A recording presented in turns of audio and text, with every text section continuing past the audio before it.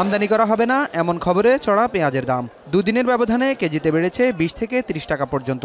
কারওয়ান বাজারে যা মান ভেদে বিক্রি হচ্ছে 135 থেকে 140 টাকায়।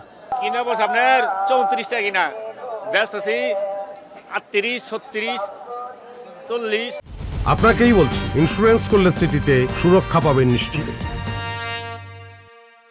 যদিও অন্যান্য খুচরা বাজারে দাম 150 টাকা ছাড়িয়েছে বলে অভিযোগ ক্রেতাদের।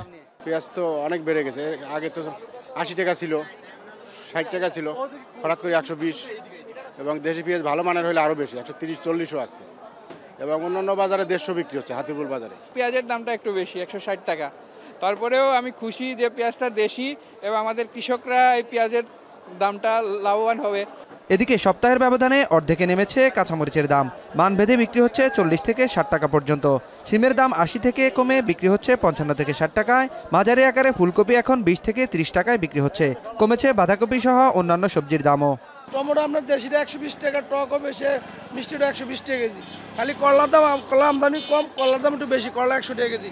বেগুন 60 টাকা, সিম 60 টাকা, শসা 60 টাকা, আলু নতুন আলু 50 টাকা কেজি। কাঁচামরিচ মাত্র 40 টাকা কেজি, মাত্র 40। না, এটা 60 টাকা বেচতেছে। আর কারেন্ট 60 টাকা। তবে দাম কমলেও সরবরাহের তুলনায় তা স্বস্তিদায়ক নয় বলে অভিযোগ ক্রেতাদের।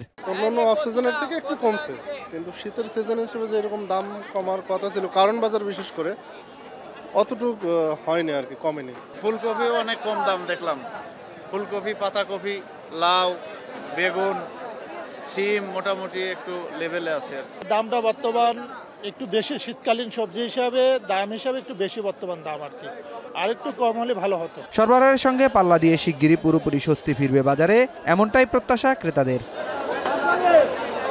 নাইম কামাল, এখন, ঢাকা।